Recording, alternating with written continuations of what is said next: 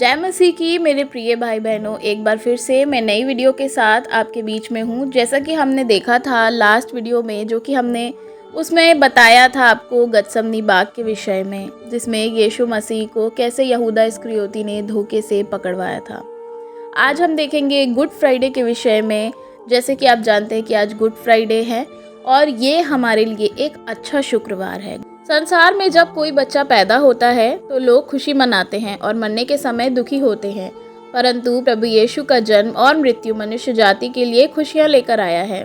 यीशु का जन्म संसार में उद्धारकर्ता का प्रकट होने की खुशियां प्रदान करता है और उसकी मृत्यु मनुष्य जाति के सारे अधर्म और पापों का प्रायश्चित करता है, क्योंकि यीशु मसीह मनुष्य जाति के पापों के लिए मर गए थे, जो कि हम देख सकते हैं 1 कुरिन्थियों 15 अध्याय उसके 3 वचन में।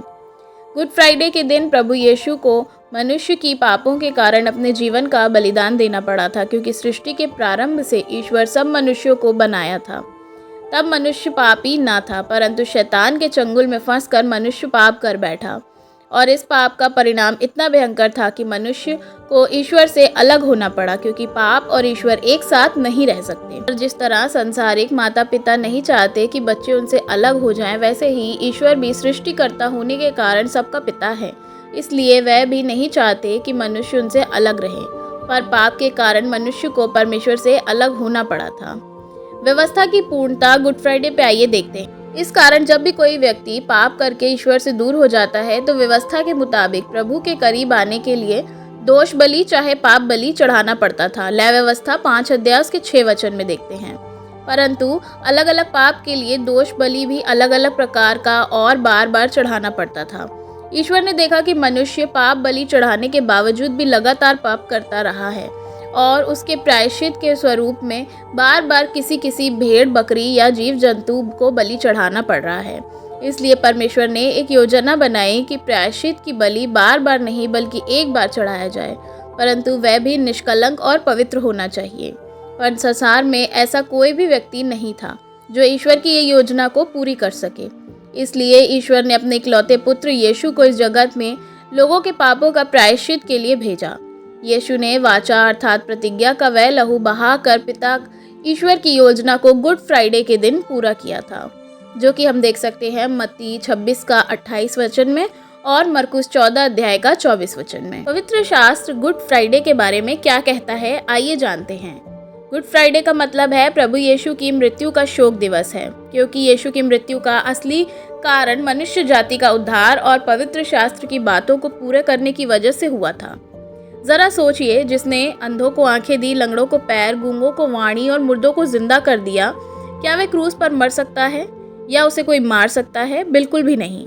परंतु ईश्वर की इच्छा को पूरी करने के लिए वह दुख सहता रहा और अपना मुंह ना खोला, जो कि हम देख सकते हैं यशायाह 53 का 7 से लेकर 12 वचन तक की। मरकुस 14 अध्याय उसका 49 वचन के अनुसार देखा जाए तो यीशु मंदिर में और सबके सम्मुख उपदेश देने के बावजूद भी किसी ने उसे नहीं पकड़ा, परंतु पवित्र शास्त्र की बात पूरी होना आवश्यक था, इसलिए उसने क्रूस पर चढ़ाया गया था, जो कि हम देख सकते हैं मत्ती 26 का 53 और 56 वर्ष में। वचन में यीशु यही बताने की कोशिश करते हैं कि पवित्र शास्त्र और भविष्यवक्ताओं के वचन को पूरा करना अवश्य था, अन्यथा उसे कोई नहीं पकड़ सकता था।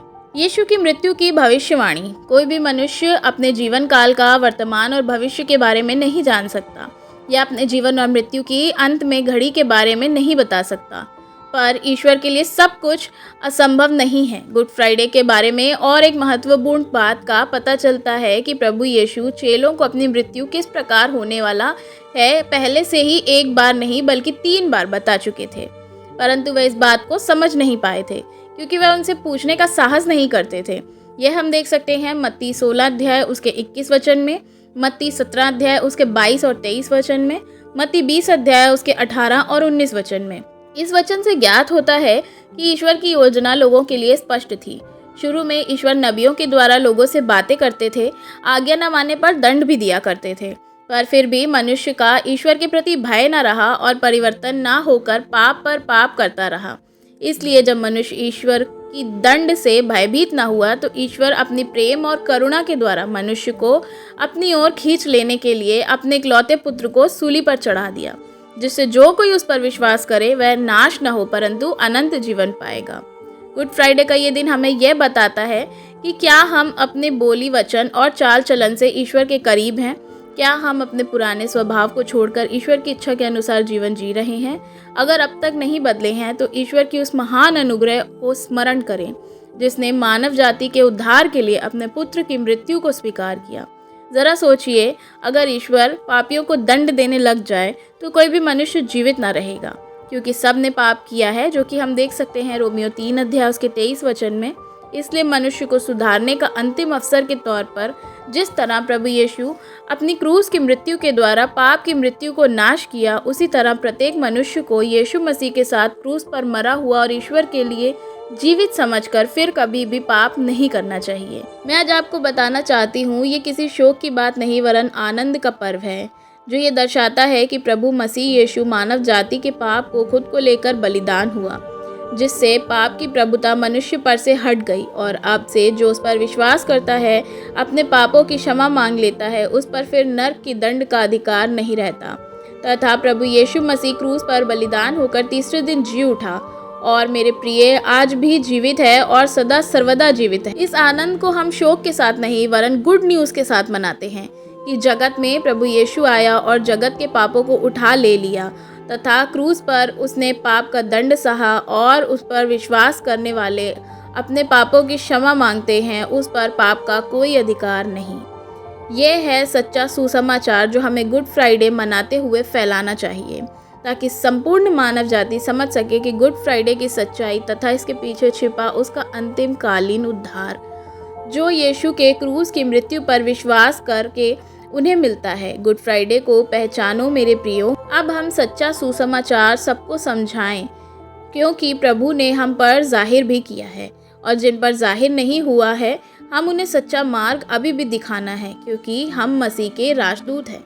बहुत लोग गुड फ्राइडे को क्रूस की मृत्यु की सही रीति से समझ ही नहीं पाते, क्योंकि बाइबल में यही दर्शाती है कि 1 कुरिन्थियों 1 अध्याय उसके 18वां वचन इस प्रकार कहता है, क्योंकि क्रूस की कथा नाश होने वालों के निकट मूर्खता है, परंतु हम उद्धार पाने वालों के निकट परमेश्वर की सामर्थ है।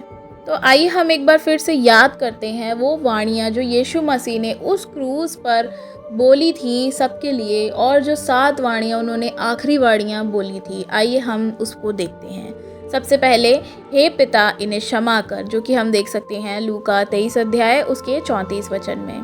दूसरा, आज ही तू मेरे साथ स्वर्ग लोक में होगा, जब 2 चोर उसके अगल बगल में लटकाए गए थे और एक चोर अंगीकार कर रहा था, तो यीशु मसीह ने उसको बोला था आज ही तू मेरे साथ स्वर्ग लोक में होगा, जो कि हम देख सकते हैं लूका 26 अध्याय उसका 43 वचन में। तीसरा है, हे नारी देख ये तेरा पुत्र है। जब उसकी यीशु मसीह की माँ सामने खड़े होकर उसको रो रही थी, तो उसके बगल में उनका चेला यूहन्ना खड़ा था। यीशु अपनी जिम्मेदारी को यहाँ पे नहीं भूले और उन्होंने अपनी माँ की जिम्मेदारी को अपने चेले यानी यूहन्ना के ऊपर सौंप दिया, जो कि हम देख सकते हैं यूहन्ना 19 अध्याय उसका 25 से लेके 26 वचन में। चौथा है, हे मेरे परमेश्वर तूने मुझे क्यों छोड़ दिया, जो कि हम देख सकते हैं मत्ती 27 अध्याय में 5वीं वाणी है, मैं प्यासा हूँ, जो कि हम देख सकते हैं यूहन्ना 19 अध्याय उसका 28 वचन में। छठवां उन्होंने बोला पूरा हुआ, जो कि उन्होंने सारे कार्यों को पूरा करके और जो भविष्यवाणियाँ हुई थी उन सब को पूरा करके यीशु मसीह ने कहा पूरा हुआ, जो कि हम देख सकते हैं यूहन्ना 19 अध्याय उसके 30 वचन में। आखिरी वाणी जो उन्होंने कही, हे पिता मैं अपनी आत्मा तेरे हाथों में सौंपता हूँ। उन्होंने अपनी आत्मा को वापस से पिता के हाथ में सौंप दिया और पिता के कार्यों को पूरा कर दिया, जो कि हम देख सकते हैं लूका 26 अध्याय का 46 वर्ष पे। आशा करती हूँ कि आपको ये वीडियो पसंद आई होंगी, और अगर आपने पूरे वीडियोस का अध्ययन नहीं किया है तो ज़रूर देखिएगा। और हैप्पी गुड फ्राइडे आप सभी को। Praise the Lord.